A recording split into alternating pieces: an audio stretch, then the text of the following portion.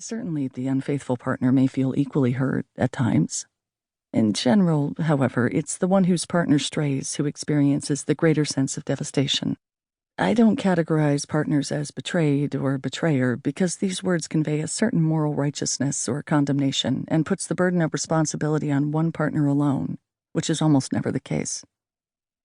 I refer to the person with whom you or your partner had the affair as the lover or the affair person. As a rule, I use the term lover when I'm speaking to the unfaithful partner and the affair is still alive. I use the term affair person when I'm speaking to either partner and want to remove the romantic connotations of the word lover and protect the feelings of the hurt partner. The quotes and case studies I refer to throughout the text are drawn from my practice over the years, but I've masked all identities so that I don't violate any confidences. Who is this book for? I wrote after the affair primarily for any two people who want to explore the possibility of rebuilding their relationship after one or both of them have been unfaithful. This includes married and cohabitating couples, heterosexual and same-sex couples. I try to address hurt and unfaithful partners with equal weight. My book is also for people whose relationship ended as a result of infidelity, who are having a difficult time moving beyond the experience, and who want to understand why the relationship didn't survive and what they should accept as an appropriate share of responsibility for what went wrong. People who want to make better sense of the infidelity they experienced in their own families when they were growing up in order to avoid similar patterns of behavior in their own relationships. Professionals and spiritual leaders who treat individuals and couples affected by infidelity. Partners who are thinking of having an affair and who want to understand their feelings better before taking any irreversible steps. Partners who want to think through the advantages and disadvantages of revealing a terminated affair.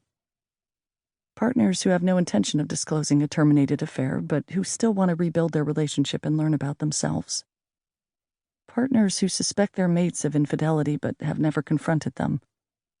Couples who are struggling with secrets, lies, and trust issues other than infidelity. And couples who want to learn how to cope with the inevitable disenchantments of conjugal life before turning elsewhere.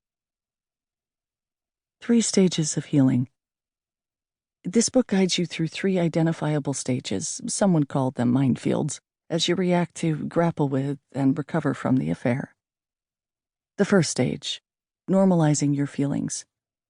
Once the affair is revealed, both of you are likely to get swept up in an emotional whirlwind, the hurt partner overcome by a profound sense of loss, the unfaithful partner overcome by conflicting choices and emotions.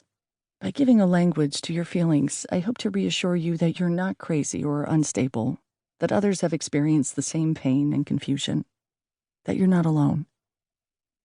The second stage, deciding whether to recommit or quit. Before your emotions can settle down, you need to confront your ambivalence about whether to stay or leave. By exploring your options, you'll be able to make a thoughtful decision based on your circumstances and needs. What can I expect from love? Should I trust my feelings? How can I tell if my partner is right for me? These are the types of questions I'll help you answer.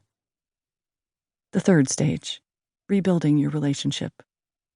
If you decide to recommit, you're likely to spend months, perhaps years, working to restore trust and intimacy.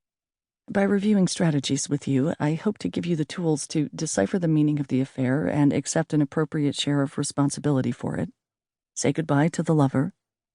Earn back trust if you're the unfaithful partner, or communicate what you need to trust again if you're the hurt partner. Talk in ways that allow your partner to hear you and understand your pain, and listen in ways that encourage your partner to be open and vulnerable with you. Recognize how you may have been damaged by early life experiences and how you can keep these experiences from contaminating your relationship today. Manage your differences and dissatisfactions so that you can stay attached even when you don't feel particularly loved or loving. Become sexually intimate again. Forgive your partner and yourself. I assume throughout the book that the secret is known, but in some cases it won't be.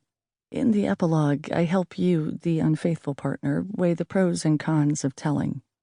Whatever you decide, you and your partner can still work to renew your life together. A death knell or a wake-up call? Some of you may not want to risk starting over and exposing yourself to further hurt or disappointment. Turning your back on a damaged relationship may be the simplest or most sensible.